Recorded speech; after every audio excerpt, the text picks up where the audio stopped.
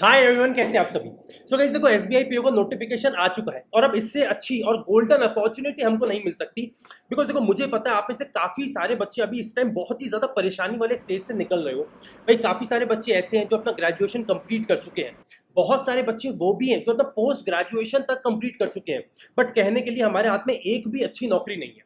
अब आप में से कुछ बच्चे ऐसे होंगे जिनके घर वाले उन्हें काफी सपोर्ट करते होंगे, पर काफी सारे बच्चे वो भी हैं जिनके घर वाले ना चाहते हुए भी उन्हें सपोर्ट नहीं कर पाते, या उनके ऊपर घर वालों का बहुत ज्यादा प्रेशर होता है। और ये बात मैं आज इसलिए कर रहा हूँ बिकॉज जब मैं आप लोगों के कमेंट्स पढ़ता हूँ या इंस्टाग्राम पे आप लोग के मैसेज देखता हूँ, तो लगातार बस मुझे यही चीजें देखने को मिलती हैं कि सर मुझे इतना टाइम हो गया, या सर ये मेरा पहला अटेम्प्ट है, मुझे इसी साल एग्जाम निकालना ही पड़ेगा, या सर इस साल या अगले साल में मुझे एक नौकरी लेनी ही पड़ेगी, नहीं तो घर वालों के प्रेशर में आके या अपनी एज के हिसाब से सर मुझे वो छोटी मोटी 20-25 हज़ार की प्राइवेट नौकरी करनी पड़ जाएगी। तो देखो, मुझे पता है कि आप लोग बहुत परेशान हो, बट अगर इसी पॉइंट में मैं आप लोगों को बोलूं कि अगर आप लोग अगले 2 से 3 महीने डट के मेहनत करो तो एक सरकारी नौकरी आप लोगों के हाथ में होगी। और वो छोटी मोटी सरकारी नौकरी नहीं, एक सरकारी अफसर की नौकरी जहां पे 75 से 80 हजार रुपए पर महीना आपको सैलरी मिलेगी। तो भाई ये सुनते ही आपके मन में आया होगा, अरे सर आप बोलो क्या करना है, हम तो करने के लिए तैयार हैं। तो भाई आज इस वीडियो में इन्हीं सारी चीजों की मैं बात करेंगे कि भाई कैसे आप लोग अगले 2 से 3 से 4 महीने के अंदर डट के मेहनत करके एसबीआई पीओ अपने आने वाले अगले ही अटेम्प्ट में निकाल सकते हो। ठीक है, बट इसके लिए मैं सबसे पहले एक बात जरूर क्लियर करना चाहता हूं कि भाई आज के वीडियो में मैं जो जो चीजें बोलूंगा उन सारी चीजों को बस एक ही लक्ष्य है कि अगले 2 से 3 महीने में मुझे आपकी वो होते हैं ना गधा मजदूरी, या वो बिल्कुल डेडिकेशन वाली मेहनत चाहिए, जहां पे मुझे ये नहीं देखना कि सर ये स्मार्ट वर्क है, ये हार्ड वर्क है, कुछ नहीं। Everything is hard work. जहां तक मैं बोलता हूं, अगर आप वो हर चीज करते हो तो अगले 2 से 3 महीने के बाद एक चीज की आज गारंटी लेने के लिए तैयार हूं, बोलो तो लिख के भी दे दूंगा कि भाई आज इस वीडियो को देखने वाले बहुत सारे बच्चों का सिलेक्शन होने वाला है जो अगले 2 से 3 महीने वो हर चीज करेंगे जो आज मैं वीडियो में बताने वाला हूं।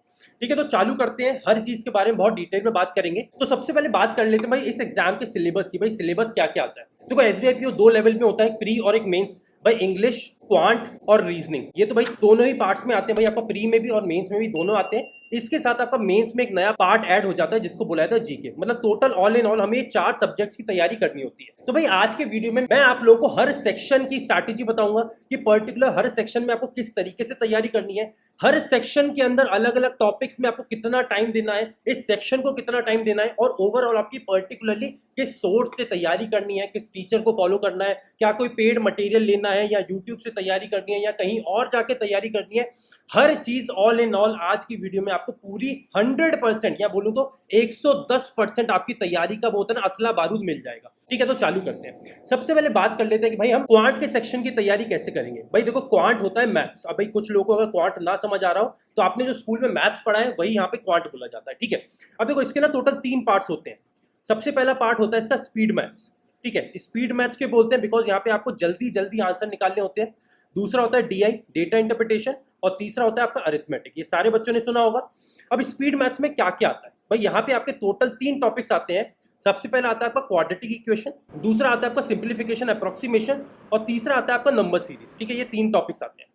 अब अगर इन तीनों ही टॉपिक्स की मैं बात करूं तो ये टॉपिक्स बहुत ही छोटे होते हैं। मतलब बोलूं तो इतने बिंदी टाइप के टॉपिक्स होते हैं और कॉन्सेप्ट बहुत ही छोटा होता है। ठीक है, तो मतलब बोला जाए तो भाई इन टॉपिक्स को खत्म करने में आपको ज्यादा टाइम नहीं लगेगा, बट एग्जाम में इनका वेटेज बहुत ज्यादा आता है। भाई अगर प्रीलिम्स की बात करूं तो भाई 35 में से 10 से 15 क्वेश्चन आउट ऑफ 35 तो आपको डायरेक्टली स्पीड मैथ्स के ही देखने को मिल जाते हैं। मतलब लेवल ऑफ डिफिकल्टी बहुत कम है, बट वेटेज वहीं बहुत ज्यादा आता है, तो इसको करना हमारे लिए बहुत इंपॉर्टेंट होता है। तो भाई सबसे पहले बात कर लेते हैं इन टॉपिक्स को हमें कवर कैसे करना है। तो देखो भाई, आपको हर दिन कोशिश करनी है कि आप ये मल्टीपल जो होते हैं स्पीड मैथ्स वाले टॉपिक्स को कवर करने से पहले अपना कैलकुलेशन स्पीड वाला पार्ट इंप्रूव करो। अब इसको आप लोग कैसे इंप्रूव करोगे? देखो, इसमें सबसे पहले आपको स्क्वायर अप टू 30 याद होने चाहिए। भाई अगर मैं आपसे अभी पूछूं भाई 25 का स्क्वायर क्या होता है, तो आपके मुंह से फट निकलना चाहिए कि भाई 625 होता है 25 का स्क्वायर।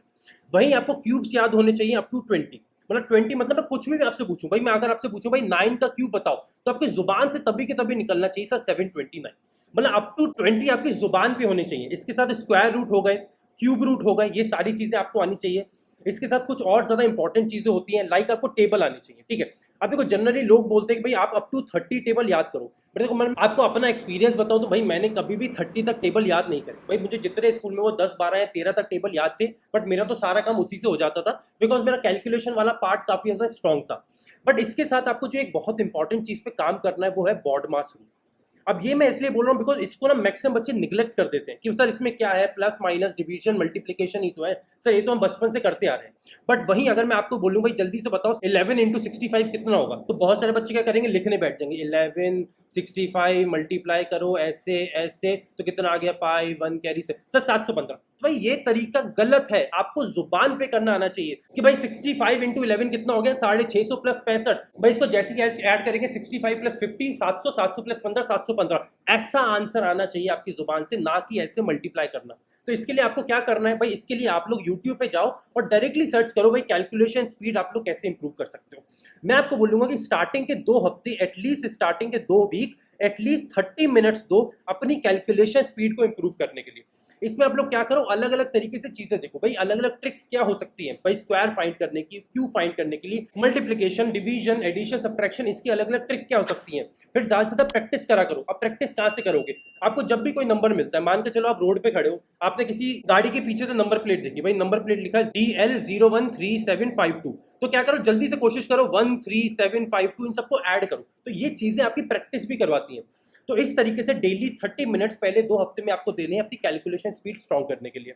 इसके साथ और क्या करोगे भाई, देखो 3 टॉपिक्स मैंने बताया आपको, क्वाड्रेटिक इक्वेशन, सिंप्लीफिकेशन, अप्रोक्सीमेशन और नंबर सीरीज। अब भाई स्पीड मैथ्स के इन टॉपिक्स के लिए आप किन यूट्यूब टीचर्स को फॉलो करोगे, तो सबसे पहले तो मैं आपको बोलूंगा भाई स्टार्टिंग में आते से ही एकदम से ऐसा मत करो कि ये वाला कोर्स बाय कर लेता हूँ, ये वाला कोर्स बाय कर लेता हूँ, अभी मत करो। अभी स्टार्टिंग के दिन है तो यूट्यूब से थोड़ी तैयारी करके देखो, जिससे आपको थोड़ा ये समझ आएगा कि भाई एक्चुअली में इस एग्जाम की तैयारी मुझे करनी भी चाहिए, या भाई मैं इस एग्जाम की तैयारी करने के लायक हूं भी नहीं, तो थोड़ा सा आपको क्लैरिटी मिलेगी। तो किन टीचर्स को फॉलो करोगे, देखो सबसे पहले मैं आपको बोलूंगा एक चैनल आता है आपका अड्डा 247। अड्डा 247 की प्लेलिस्ट आपको मिलेगी, इनके ना ज्यादा कुछ नहीं करना भाई, अलग इंडिविजुअल क्लासेस नहीं देखनी, अड्डा 247 की प्लेलिस्ट देखो, दैट्स इट।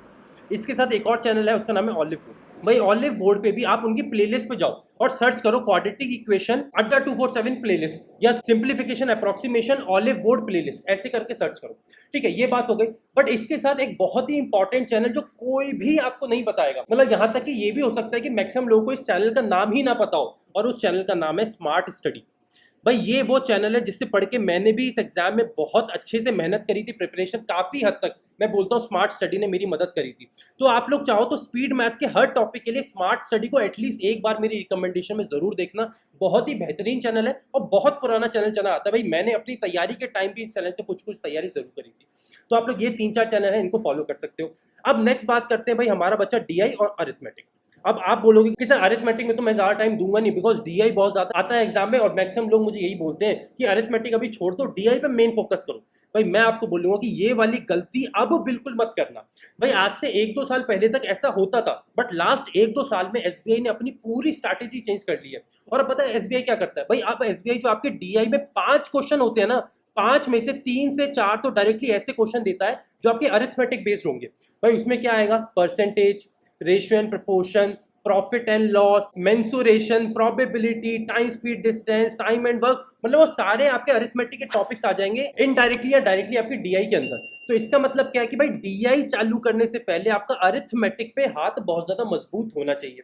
तो इसमें आप लोग क्या करोगे भाई, इसमें हमें ये करना है कि भाई अब हमें जैसे ही हमने आधा घंटा दिया अपनी कैलकुलेशन स्पीड को, इसके बाद आप लोग 1 घंटा अपने स्पीड मैथ्स को दो। इसके बाद अगला जो 1 घंटा है आपको देना अरिथमेटिक को। अब ये मैं इसलिए बोल रहा हूँ बिकॉज 1 घंटा एटलीस्ट आपको इनिशियल डेज से अपने खुद को आदत डलवानी है कि भाई मुझे मैथ के मुश्किल चीजों को सॉल्व करना है।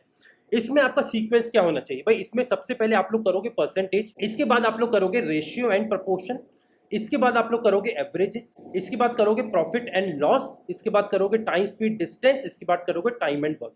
ये वो मेन टॉपिक्स हैं जो एग्जाम में आएंगे ही आएंगे। बट इसके बाद अगर हम मेंस की बात करें तो भाई मेंस में एग्जामिनेशन में आ सकता है मेंसुरेशन, प्रोबेबिलिटी और हल्का थोड़ा बहुत ज्योमेट्री। भाई ये टॉपिक्स हो गए आपके मेंस के लिए। बट उससे पहले ये सारे टॉपिक्स हैं जिसमें हमें महारत हासिल करनी है, तो डेली 1 घंटा आप लोग को देना है इन टॉपिक्स की तैयारी करने के लिए। अब आप लोग अरिथमेटिक की तैयारी कहाँ से कर सकते हो, भाई मैं 2-3 यूट्यूब चैनल के नाम बता रहा हूँ, जल्दी से उनको नोट डाउन कर लो।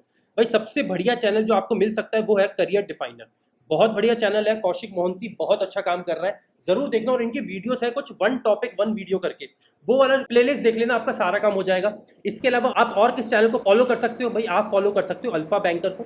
भाई यहाँ पर हमने भी अपना पूरा प्लेलिस्ट बना रखा है जिसमें हमने सारे अरिथमेटिक के टॉपिक्स को पहले कॉन्सेप्ट क्लियर करा है और उसके बाद बहुत ज्यादा प्रैक्टिस करी है, वो फॉलो कर सकते हो। इसके अलावा फॉलो कर सकते हो लर्निंग कैप्सूल, भाई हर्षल अग्रवाल बहुत अच्छा काम कर रहा है। और इसके अलावा फॉलो कर सकते हो सुमित सर को, तो इनका चैनल है शायद सुमित सर अकेडमी करके, तो ये भी आप देख सकते हो। तो ये 3-4 चैनल है जहां पे आप अरिथमेटिक के रिगार्डिंग तैयारी करोगे।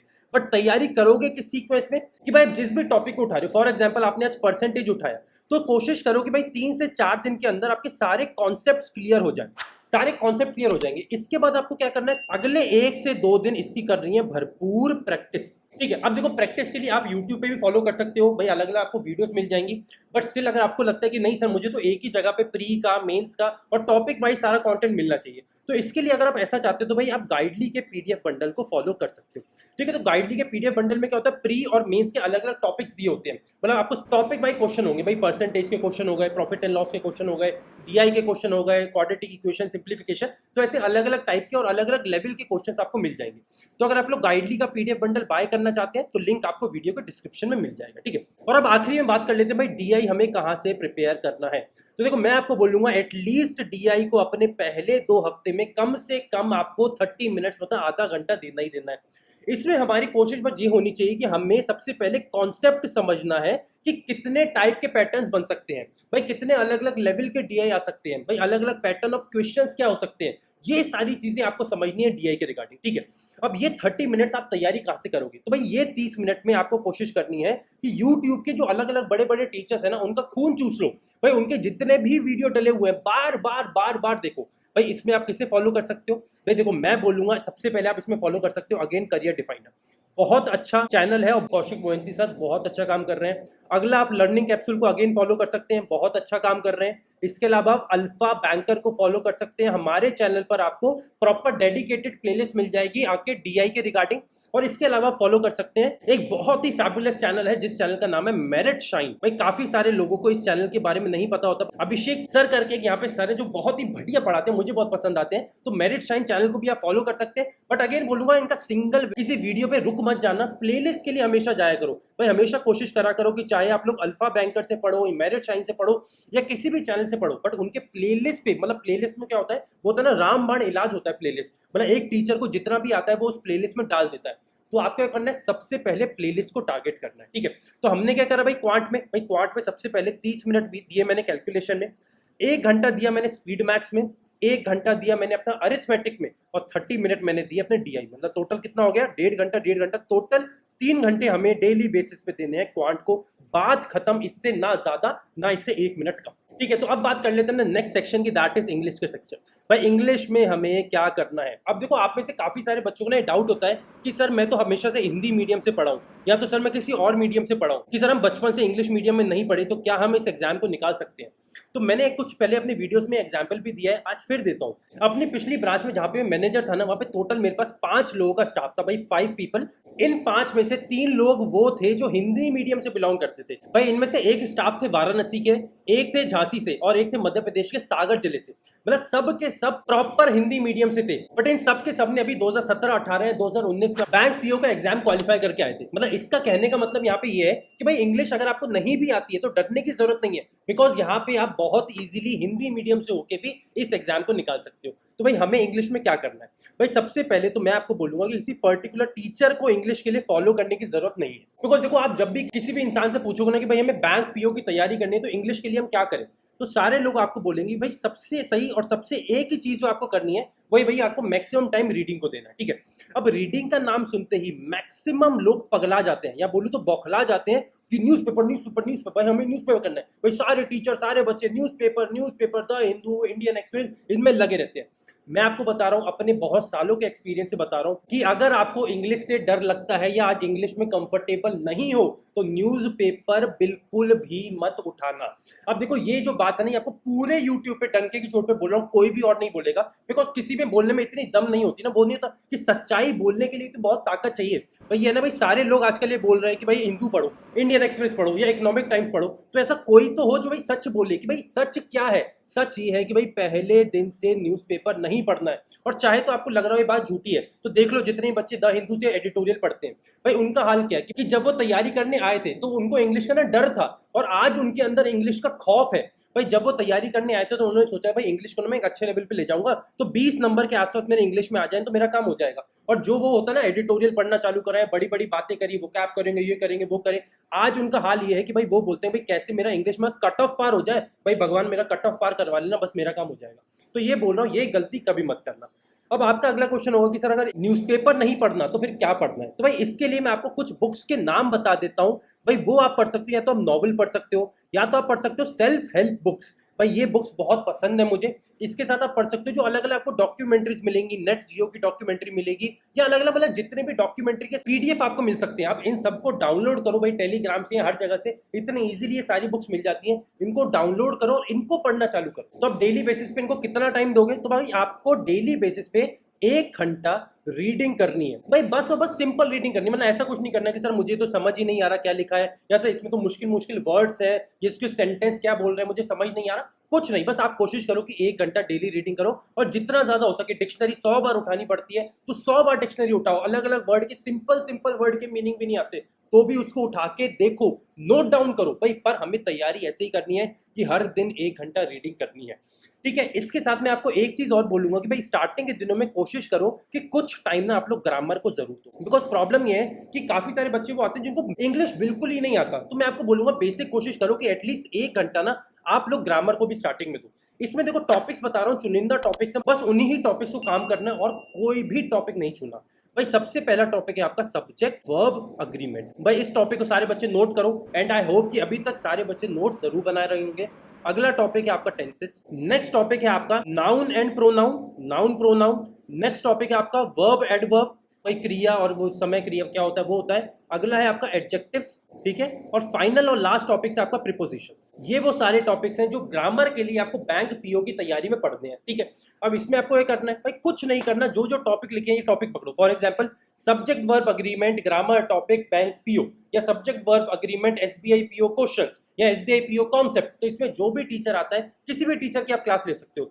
फेमस टीचर कुछ नाम बता देता हूँ, एक है विशाल सर है, एक निमिषा मैम है, एक रानी मैम है, एक नीतू मैम है। मतलब जो आपको पसंद है टीचर आप उनकी क्लास देख सकते हो। बट कोशिश करो कि भाई ये सारे टॉपिक बहुत बड़े टॉपिक नहीं है। भाई टेंसेस आप लोग ऑलरेडी पढ़ के आ चुके हो स्कूल में, नाउन प्रोनाउन आता होगा, वर्ब एडवर्ब, एडजेक्टिव, प्रीपोजिशन, मतलब ये सारे वो टॉपिक्स हैं जो कहीं ना कहीं हमने स्कूल में एक बार तो जरूर पढ़े होंगे। तो इस वजह से अब हम जब दोबारा इनको पढ़ते हैं तो हमें ज्यादा टाइम नहीं लगेगा। तो कोशिश करो भाई हर टॉपिक को कवर करने में भाई 1 घंटा या 2 घंटे में आपके टॉपिक्स कवर हो जाए, बिकॉज बहुत ज्यादा डेप्थ नहीं होती इन टॉपिक्स में। और आपको ऐसा नहीं है कि भाई पीएचडी करनी है, भाई ऐसा नहीं है कि अगर यार सब्जेक्ट वर्ब अग्रीमेंट का अगर ये रूल मुझे नहीं आएगा तो मैं पढ़ नहीं पाऊंगा, या ग्रामर के अगर 120 रूल मुझे याद नहीं होंगे तो मैं कुछ नहीं कर पाऊंगा। बुलशिट है, ऐसा कुछ नहीं है भाई। ऐसा दुनिया में मुझे कोई नहीं लगता जो 120 रूल याद करके बैठा होगा और उसका एग्जाम निकलता होगा। हाँ मैंने ये बच्चे जरूर देखे हैं जो 120 रूल याद करने के बाद भी हर एग्जाम में फेल होते हैं, ठीक है। तो इसका मतलब फालतू की चीजों के पीछे नहीं पड़ना। एक और इंपॉर्टेंट टॉपिक जो आजकल एग्जाम में बहुत आ रहा है वो है इडियम्स एंड फ्रेजेस, ठीक है। इसके लिए आपको क्या करना है, एक टीचर का नाम है, एक है रानी मैम और एक है नीतू मैम। ये दोनों ही टीचर्स बहुत अच्छा इंग्लिश पढ़ाती हैं, और इनके इडियम्स एंड फ्रेजेस के बहुत सारे प्लेलिस्ट देखे थे मैंने अपने यूट्यूब पे आज ही।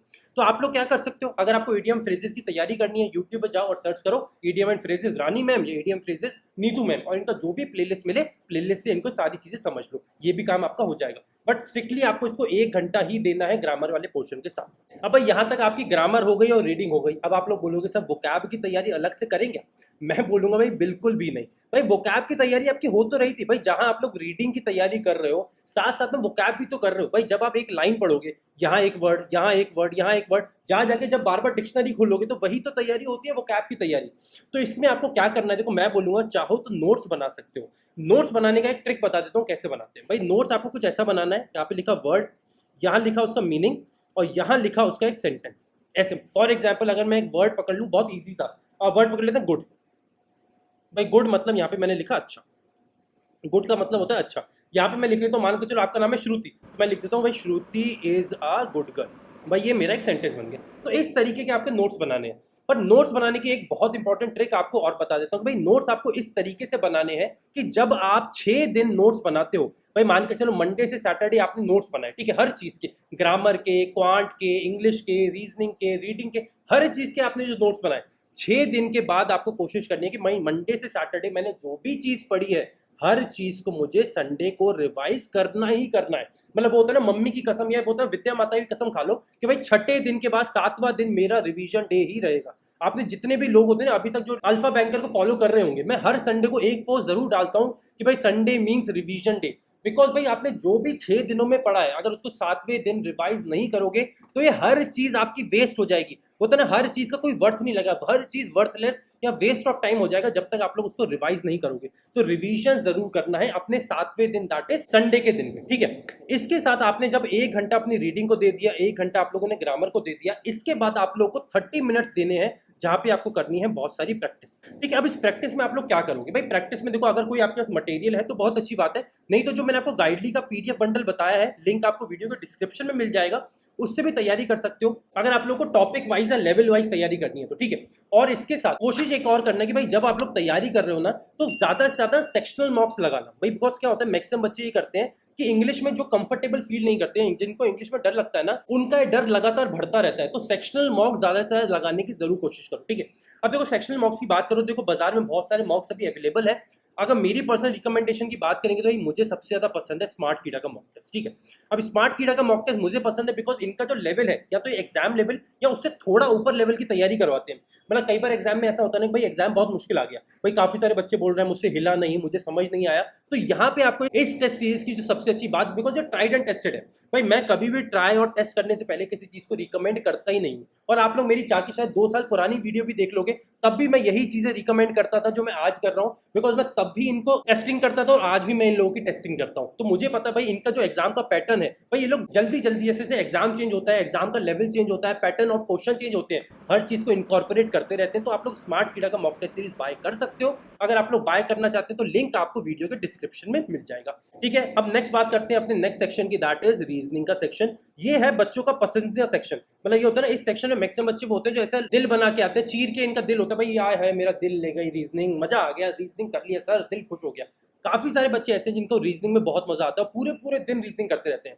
तो ये वाली गलती सबसे पहले तो नहीं करनी भाई, पूरे दिन रीजनिंग में बहना नहीं है भाई। मैंने क्या बोला, हर दिन हर सेक्शन की तैयारी करनी है, जिसका मैं रोड मैप आज आपको दे रहा हूं, तो वही हर चीज फॉलो करना है भाई। देखो रीजनिंग ना 2 पार्ट्स होते हैं, पहला पार्ट है आपका पजल्स एंड सिटिंग अरेंजमेंट, ठीक है। और दूसरा पार्ट होता है आपका मिसलेनियस टॉपिक्स। मिसलेनियस टॉपिक्स में आ जाते हैं आप जैसे blood relation, syllogism, inequalities, direction sense, और क्या coding decoding, Chinese coding decoding, word formation, miss spelled word, मतलब अलग अलग टाइप के आपके मिसलेनियस में क्वेश्चंस आ जाते हैं। और अगर मैं वेटेज की बात करूं तो दोनों ही 50% के आसपास आते हैं भाई। 50% आपको मिसलेनियस टॉपिक्स मिल जाएंगे, अराउंड 50% आपको पजल्स और सिटिंग अरेंजमेंट मिल जाएंगे। इसमें आपको क्या करना है भाई, इसमें एक बहुत ही बेहतरीन रोड मैप दे रहा हूं आपको, इससे अच्छा रोड मैप रीजनिंग का नहीं मिलेगा।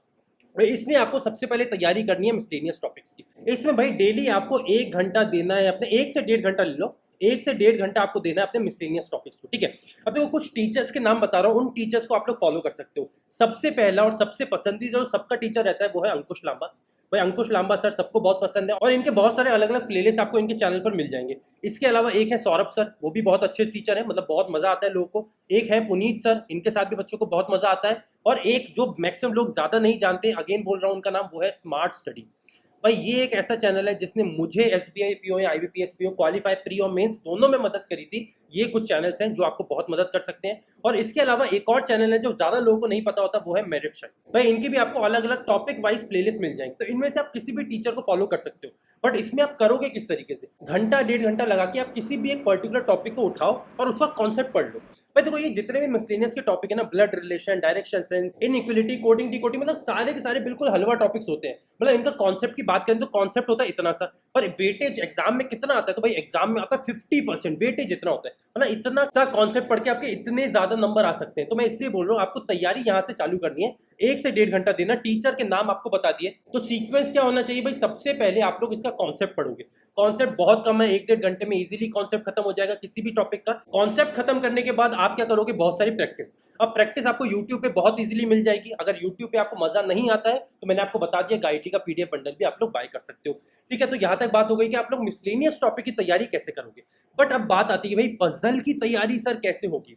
तो भाई पजल की तैयारी करने एक बहुत बढ़िया टीचर जो मुझे लगता है वो है अंकुश लांबा सर भाई। अंकुश लांबा सर और सौरभ सर, ये दोनों, ये है अड्डा 247 के टीचर है और इनके चैनल का नाम है बैंकिंग क्रॉनिकल्स। तो तो ये दोनों ही चैनल को आप फॉलो कर सकते हो। बता देना अगर आपको प्रॉब्लम आती है तो बता देना, मैं सारे के सारे टीचर्स के लिंक्स नीचे वीडियो के डिस्क्रिप्शन में डाल दूंगा अगर आपको प्रॉब्लम आती है तो। बट ये दोनों टीचर्स हैं जिनके पजल्स में होता है ना भाई, वो होता है महारत हासिल भाई, ये वो टीचर जो आपको पजल घोट के पिला देंगे, तो इनको जरूर फॉलो करना। और एक ही और पुनीत सर भी हैं जो बहुत अच्छा पढ़ाते हैं, तो किसी को भी फॉलो कर सकते हो। अंकुश लांबा सर का एक सीरीज है 1000 पजल सीरीज, उसको तो जरूर देख लेना अगर आपको पजल में होता है ना हाथ बहुत मजबूत करना है तो। ठीक है, अब डेली कितना टाइम दोगे भाई? पजल में भी आपको डेली स्टार्टिंग के दिनों में 1 से 1.5 घंटा देना ही देना है भाई। अगर आप बिल्कुल नए बच्चे हो तो मैं बोलूंगा भाई 1 घंटा दे दो। बट अगर आपको लगता है नहीं सर मैं थोड़ा आगे बढ़ गया, मतलब तैयारी करते हुए 1-2 हफ्ते या 3 हफ्ते हो गए, तो मैं बोलूंगा भाई 1.5 घंटा आप लोग दे दो।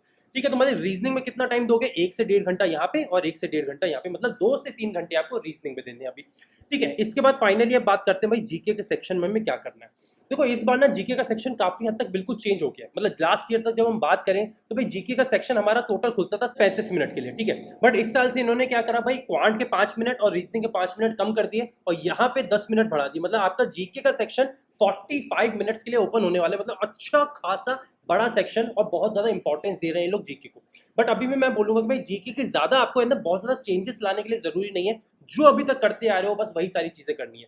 तो देखो जीके की बात करें तो जीके के टोटल 3 सेक्शंस होते हैं जिसमें हमें तैयारी करनी होती है। एक तो होता है आपका करंट अफेयर्स, जो आप मोटा मोटा मान के चलो आपका आता है 60 to 70%, ठीक है, 60% मान लेते हैं, ठीक है। इसके बाद आता है आपका बैंकिंग अवेयरनेस, जो आपका अराउंड आपका आता है मान के चलो 30%। और एक आता है आपका स्टैटिक अवेयरनेस, मतलब स्टैटिक के क्वेश्चन जो आपके 5 से 10% के आते हैं, ठीक है। मतलब सबसे ज्यादा वेटेज की बात करें तो वो होता है आपका करंट अफेयर्स का, फिर बैंकिंग अवेयरनेस, फिर स्टैटिक अवेयरनेस। इसमें सबसे पहले बात कर लेते हैं करंट अफेयर्स की, जो सबसे ज्यादा पूछा जाता है। तो देखो करंट अफेयर्स आपको पिछले 4 महीने का करना है भाई। पिछले 4 महीने मतलब जब भी आपका मेंस एग्जामिनेशन आने वाला है उससे पहले के 4 महीने आपको करंट अफेयर्स प्रिपेयर करने हैं। अभी आप कहां से प्रिपेयर करोगे? देखो बहुत सारे अलग अलग ब्रांड्स है अभी बाजार में। फॉर एग्जांपल बोले तो एस्पिरेंट जोन, जो मैंने आपको अपनी पिछली वीडियो में बताया था, इसके साथ अफेयर्स क्लाउड हो गया, ऑलिव बोर्ड हो गया, अड्डा का द हिंदू का रिव्यू हो गया, और इसके साथ प्रैक्टिस मॉक का बजूका हो गया। मतलब आपके पास सोर्सेज बहुत ज्यादा है। बट मैं किनको रिकमेंड करता हूँ भाई? मैं रिकमेंड करता हूँ या तो आप ले लो अफेयर्स क्लाउड या फिर आप ले लो एस्पिरेंट जोन। अफेयर्स क्लाउड थोड़ा महंगा पड़ता है तो इसलिए मैं आपको बोलता हूँ भाई एस्पिरेंट जोन मुझे बहुत पसंद आया था, जो मैंने अपनी लास्ट वीडियो में भी आप लोगों को रिकमेंड करा था। बट अब मेन डाउट ये आता है कि सर हम मंथली वाला पीडीएफ पढ़े, वीकली वाला पढ़े या फिर सर डेली वाला पढ़े?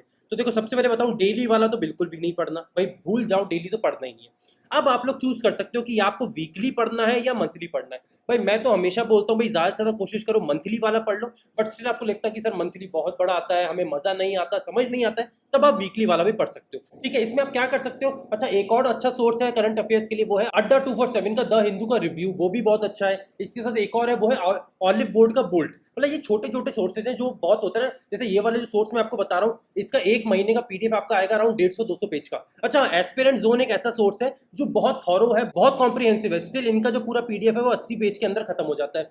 बट स्टिल जो बाकी बात करें वो द हिंदू का रिव्यू की या बोल्ट की, वो भी ऐसी 60-70-80 पेज के अंदर खत्म हो जाते हैं। तो छोटे में पढ़ना है तो इनको फॉलो कर सकते हो। अगर लगता है नहीं सर मैं तो 200-300 पेज वाला पीडीएफ ही पढ़ूंगा, तो आप और किसी सोर्स को फॉलो कर सकते हो। तो इस तरीके से आपको करंट अफेयर्स की तैयारी करनी है।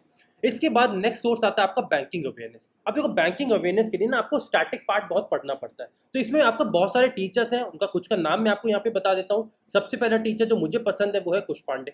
एक टीचर का नाम है कपिल काटपाल, एक है आशीष गौतम सर, एक गौरव सर हैं जो अपने अपने स्टडी आईक्यू में पढ़ाते हैं, ये भी बहुत सही है। एक और है सुप्रियो पांडा, ये मुझे बहुत पसंद था, मतलब ये हमारे साथ के बंदे थे बट इन्होंने अभी एसबीआई पीओ छोड़ा है और इनका मुझे प्लेलिस्ट बहुत पसंद आया, इनको फॉलो कर सकते हैं। या फिर एक अनिल अग्रवाल करके सर हैं जो बोलते हैं ना अब हम हिंदी में बात करेंगे, तो इनका भी आपको बैंकिंग अवेयरनेस का प्लेलिस्ट मिल जाएगा।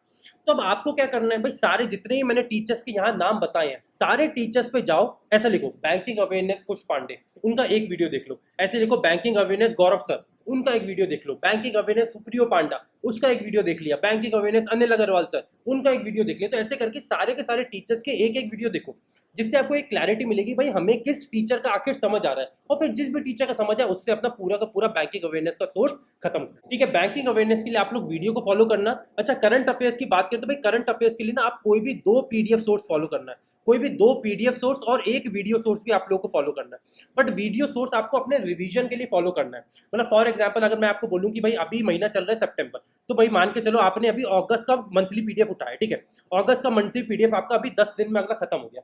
तो इसके बाद आप क्या करोगे, वीडियो पे जाओगे, ऑलिव बोर्ड या टेक्स्ट बुक करके अलग अलग चैनल्स हैं जो ऐसा निकालते हैं टॉप 500 क्वेश्चन ऑफ अगस्त 2022 या टॉप 200 क्वेश्चन ऑफ अगस्त 2022। तो क्या करो, जितना भी पढ़ा है वो सारी की सारी चीजें आपकी उन वीडियोस में कवर हो जाएंगी। तो वीडियो क्या देखना है, वीडियो रिवीजन के लिए देखने हैं, बट पढ़ना कहाँ से, पढ़ना है दो कोई भी पीडीएफ सोर्स उठा के पढ़ना है, दैट्स इट, बस इतनी काम करनी है। अब फाइनली बात करें स्टैटिक की, तो देखो बैंक में स्टैटिक पोर्शन ज्यादा नहीं आता, और जो स्टैटिक पार्ट आता भी है वो भी आपका करंट अफेयर से रिलेटेड आता है। भाई फॉर एग्जांपल मैं अगर बोलूं कि भाई अभी ऑस्ट्रेलिया और इंडिया ने एमओयू साइन करा, तो क्वेश्चन क्या आएगा कि भाई ऑस्ट्रेलिया की करेंसी बताओ, ऑस्ट्रेलिया की कैपिटल बताओ, ऑस्ट्रेलिया के प्राइम मिनिस्टर का या प्रेसिडेंट का नाम क्या है, या ऑस्ट्रेलिया में एक नया ब्रिज डला है उसका नाम क्या है, तो इस तरीके की चीजें आती हैं। या फॉर एग्जांपल मैं बोलूँ भाई इंडिया के एक लद्दाख में अभी इंडिया का लार्जेस्ट मतलब हाईएस्ट एक ब्रिज बना था, तो क्या पूछेंगे कि भाई लद्दाख कॉन्स्टिट्यूशन के किस सेक्शन को चेंज करने के बाद एक यूनियन टेरिटरी बना, या लद्दाख की कैपिटल क्या है, भाई यूनियन टेरिटरी है तो कैपिटल तो होती नहीं है। तो इस टाइप के क्वेश्चन आपके आ जाते हैं अलग अलग तरीके से। भाई लद्दाख के गवर्नर कौन है, ये क्वेश्चन मतलब स्टैटिक पार्ट ऐसा कुछ आता है जो आपका कहीं ना कहीं करंट अफेयर से ही रिलेटेड होता है। तो जब आप करंट अफेयर की तैयारी कर रहे हो तो उसके साथ साथ आपकी स्टैटिक पोर्शन भी कवर होता ही रहता है। ठीक है, तो गाइस यहाँ तक हमारी पूरी तैयारी होगी कि भाई आपको किस तरीके से बैंक एग्जामिनेशन की तैयारी करनी है। भाई मैं सारी बात करके भाई आपको पर सेक्शन और उसके अंदर भी किस किस टॉपिक को कितना कितना टाइम देना है, भाई पर्टिकुलरली हर सेक्शन को कितना टाइम देना है, हर डेली बेसिस पे आपको कैसे सारे सेक्शन को कवर करना है। बट स्टिल आपको लगता है कि सर इतना सारा होने के बाद भी मेरे अंदर मन में कोई डाउट रह गया, तो नीचे कमेंट सेक्शन 24 घंटे खुला है, मैं 24 घंटे आप लोगों के लिए अवेलेबल रहने की कोशिश करता हूं। तो बिल्कुल झिझकने की जरूरत नहीं है भाई, छोटा डाउट है बड़ा डाउट है, वी डोंट केयर। अगर डाउट है भाई नीचे मुझे कमेंट सेक्शन के अंदर अगले 15 मिनट में मिल जाना चाहिए, और मैं अगले 15 से 20 मिनट में कोशिश करूंगा आपके हर कमेंट का रिप्लाई करने की।